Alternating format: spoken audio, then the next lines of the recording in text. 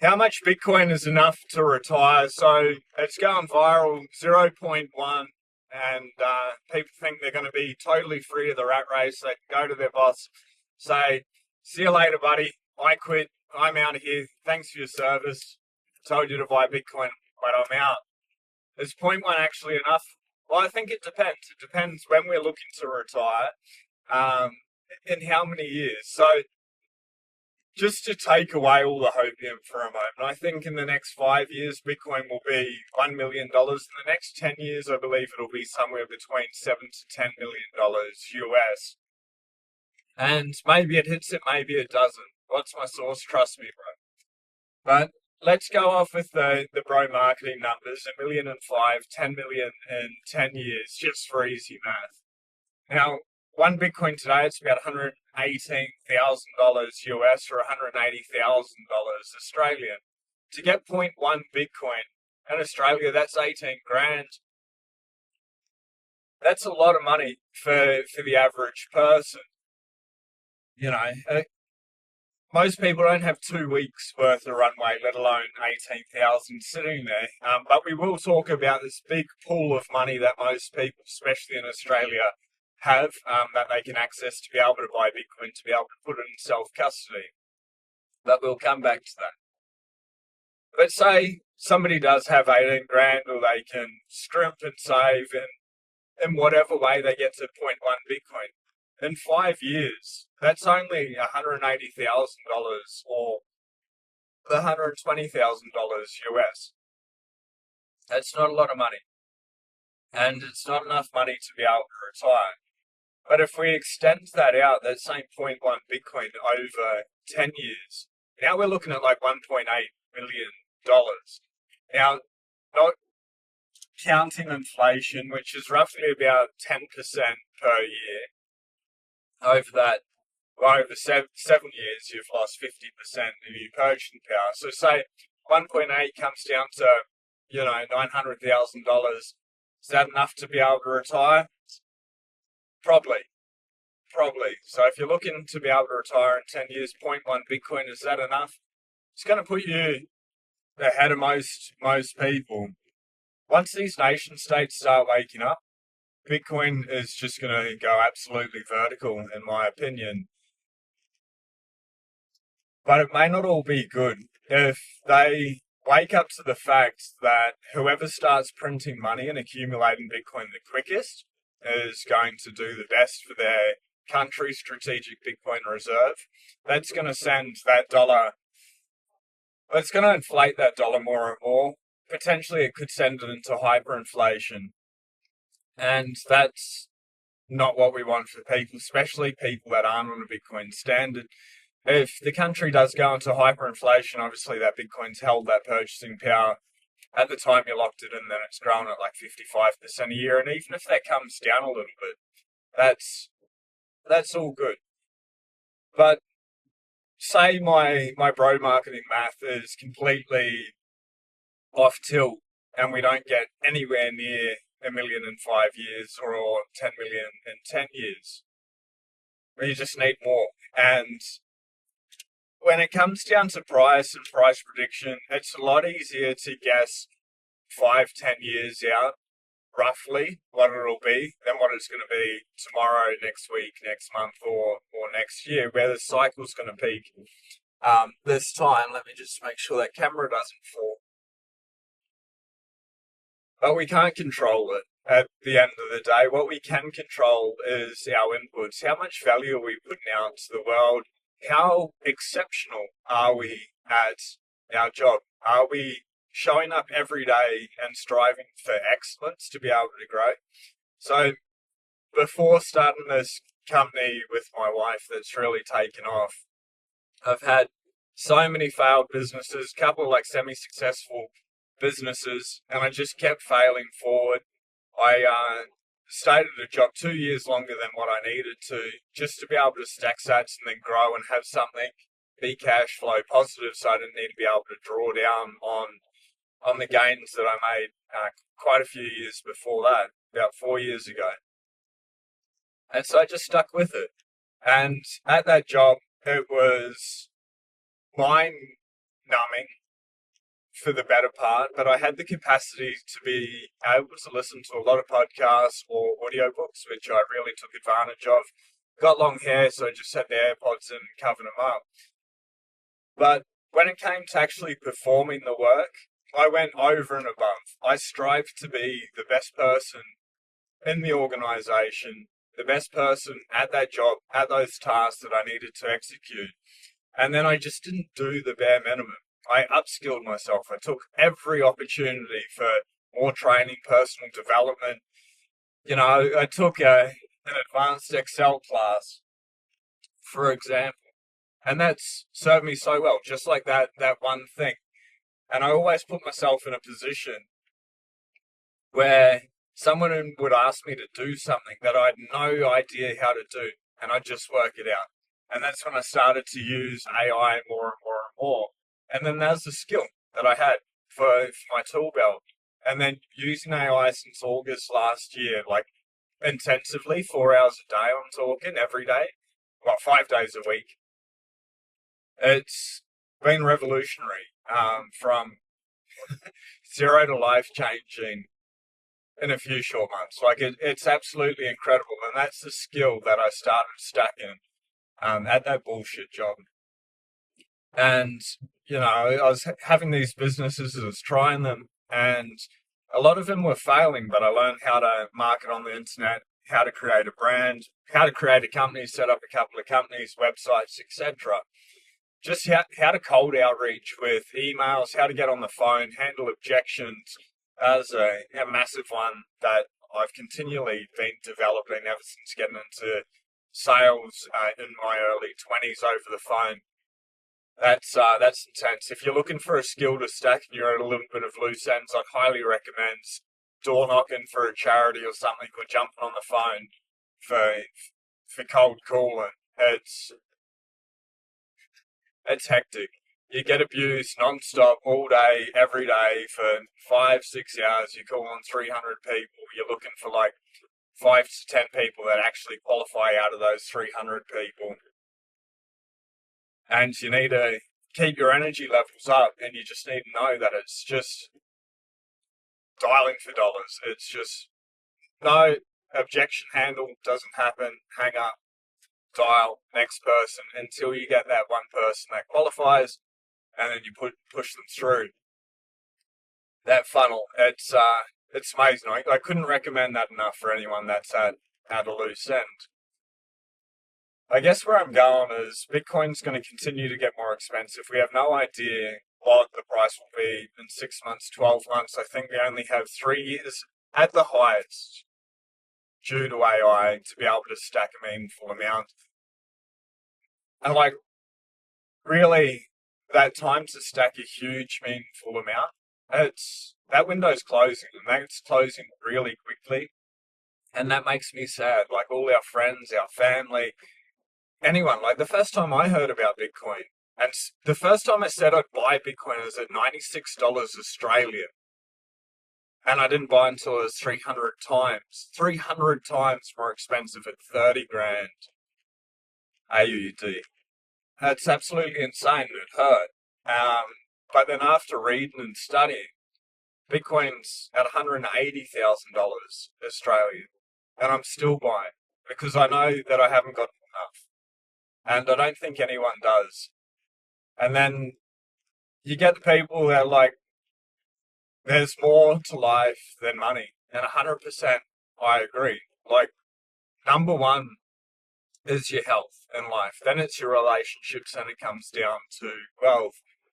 But without all those three, it's a very unfulfilling life. And I've been there. I've lived on the streets. I've gone through very dark periods of addiction and hopelessness and homelessness, and living on the street, living out the back of a car for a long time. And I promise you, life is much better when you have freedom dollars. It just is. I have a bad day and I'll go up to the airport, or I'll go out into the jet ski, and I can just decompress. You know that meme, nobody's ever sad on their jet ski. They're not. It just doesn't happen. You jump on there and like instantly you turn into a fuckwit, and you can just have so much fun, making so much noise, and just being a total delinquent. And it's not hurting anybody, which is amazing. So I guess the reason I bring that up is greed is not good, but chasing or providing value to the world and getting compensated for that value because you've got an incredible skill set, that is good. And the world needs more of that. We need to move to a pure capitalist society, not this. What's the word for it? Like pseudo capitalism. It's not quite the word that I'm striving for, but that it's almost like socialist capitalism. You know, bail out Wall Street, but not the everyday person. Instead of just letting the free market decide. But by taking advantage of AI, building skills, while you're getting paid a wage, a salary, or whatever in that job, being the very best that you can possibly be able to upskill. Because how we do one thing is how we do everything. Like in the evening, what's your wind down routine? For me, I've already washed the dishes and stuff before dinner, but I pull them out, I let them dry, I tidy the couches, the cushions, put all the dog toys away, make sure everything's like up on the coat rack, the hat rack, etc. So when I walk out into the lounge room, the kitchen, it's open plan living. In the morning, the first thing I see is the words "G'day Bitcoin." It's the first words that I read as I wake up is "G'day Bitcoin." And then everything's nice, neat, tidy. And it's not chaotic. It's a nice, pleasant, easy way to be able to ease into the day.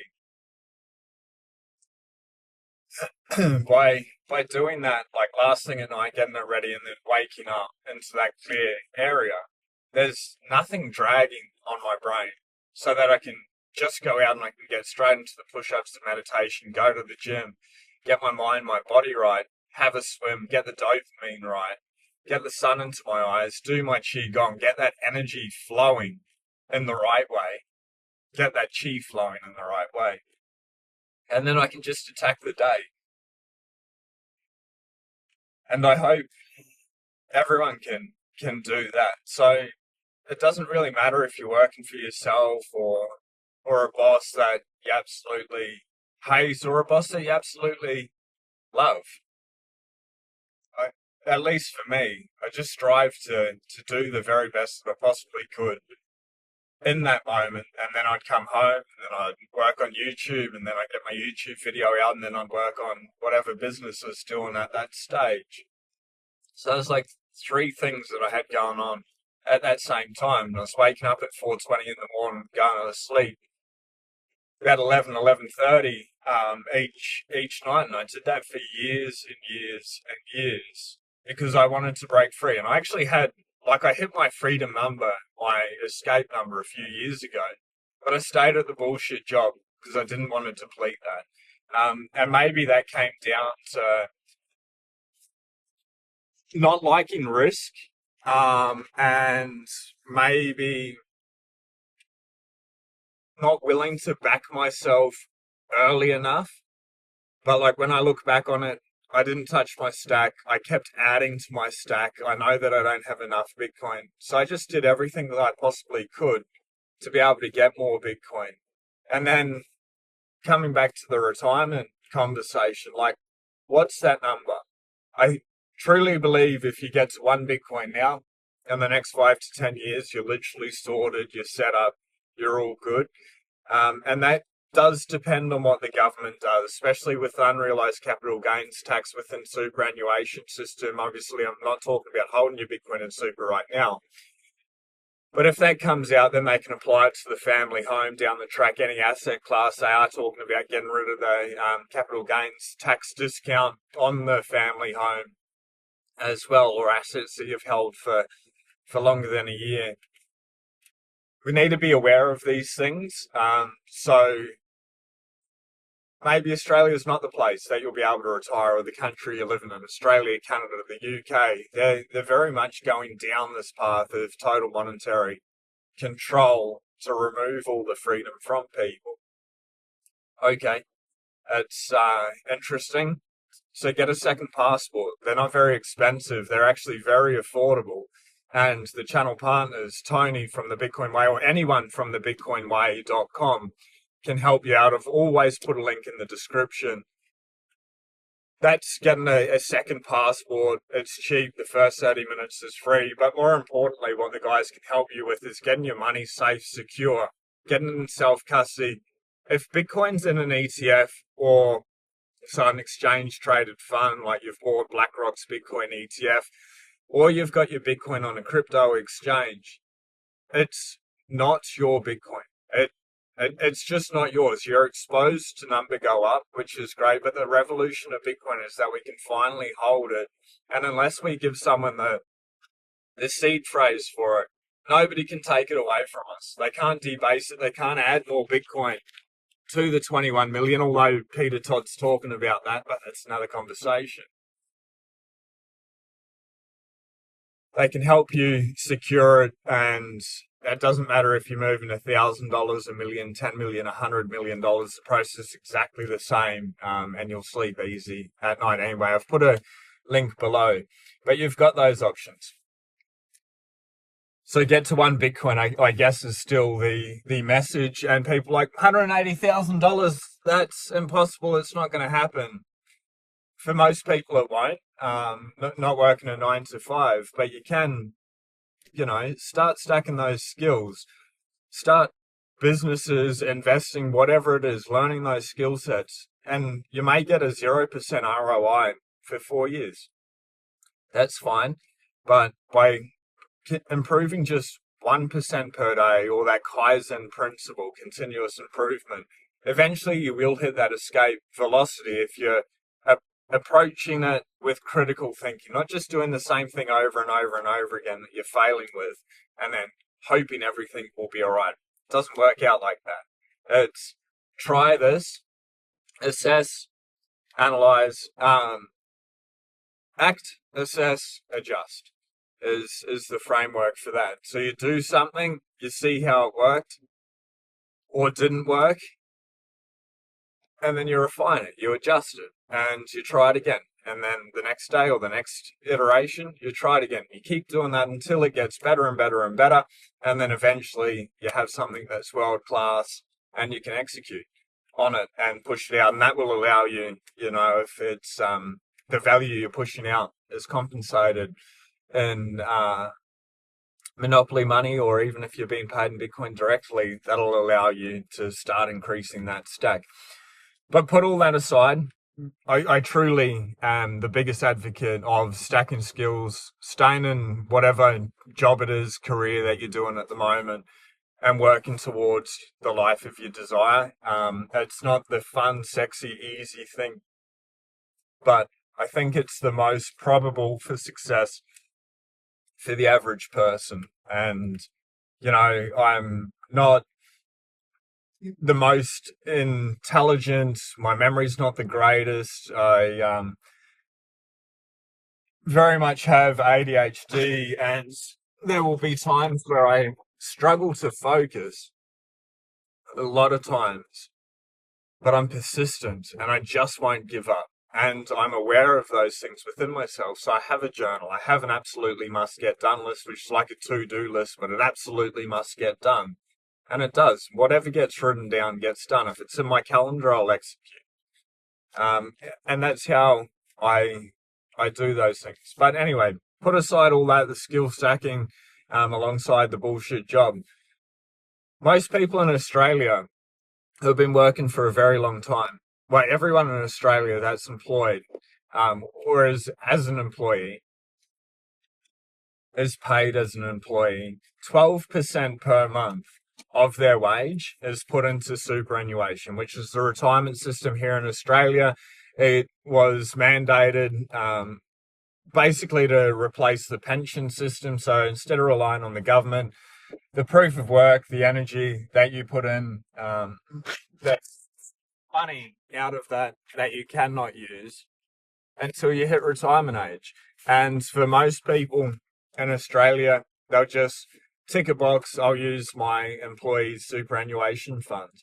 But there's some smart people, the wealthy people, a lot of business owners, a lot of farmers out there, or people that just really want to take control of their financial freedom. And again, not financial advice, do your own research, look into it. But they're going down the route of self-managed super funds. And with a self-managed super fund, at least for me in my situation, I can choose what to invest in. And for me, that's Bitcoin. And some people you can't put 100% into one asset. Yes, you can. You just need to justify your investment thesis. My investment thesis after studying Bitcoin for 5,000 hours over the last 5 years, reading 95% of the Bitcoin books that have been printed on the topic, I believe it's the best asymmetrical bet and the greatest store of value that's ever existed in human history. So yes, I'm 100% allocated. But because I'm paying myself and then I pay the super, but it'd be the same as you getting a wage. It doesn't matter. That money goes into my superannuation bank account, and my employee can put into the super every 3 months or whatever, because bloody radio, do not listen to it. Because I'm paying myself and I'm doing the wages, I just send the super over each week instead of every 3 months, so I can just DCA into Bitcoin as well with my superannuation, which is one way to be able to do it. But if you've been working for a long time, you've probably got a couple of $100,000 in that super account, and you can take control of it. There's a lot of laws, there's a lot of regulations. You need to be so careful. Talk to a financial advisor, talk to your accountant before doing it, because when you're filling it out, and I use superfund.com, it's like this thick, and there are so many signatures that you need. There's like 3 signatures for a mortgage. It's like 30 or 50 to take control of your super, and they're going to come after you if you fuck up. So just don't fuck up, put the process in place. But once you take 100% responsibility of your super through a self-managed super fund, then you can take 100% self-responsibility of buying Bitcoin with that money from super, holding in self-custody. And that can be game-changing. I think a lot of people in Australia, especially over the age of like 40, will have enough money to be able to buy one Bitcoin within their super. And if not, close enough. But really, that decision comes down to you. But it is possible. And I think as Bitcoin gets more and more expensive, we need to think of other ways to be able to buy, stack, and chill as much as humanly possible. But that's just like my personal biased opinion. I'm young, I've got time on my side. I love the ups and downs. I prefer the red days more than the green days. Switching red light camera and speed camera. Thanks. This car fucking used to talk to me so bloody much, but I've turned most things off. But anyway, I am getting closer to where I need to be, I believe. So I'm going to love you and leave you, but hopefully this message helps for one person out there. Back yourself and stack skills to be able to provide value, to be able to live the life of your dreams. It's truly possible. If I can do it, anyone can do it. And running your own business, even with running off the internet, like the so-called Wi-Fi money, it's hard, it's intense, it's excruciating. There's late nights, there's early mornings, there's waking up super early to be able to talk to people over in the United States, or running trainings late at night online and things like that. But it's amazing. It's the greatest form of personal development, and it's your own race. It just doesn't feel as hard. Yeah, no, that's a lie.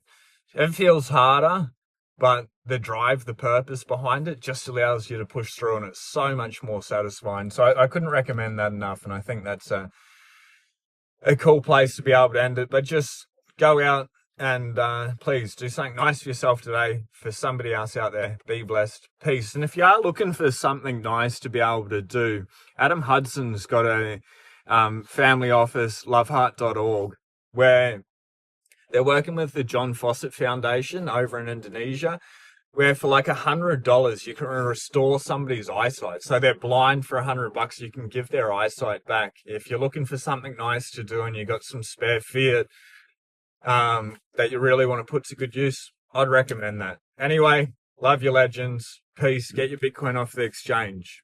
That's all that matters. Bitcoin and self-custody. Ciao.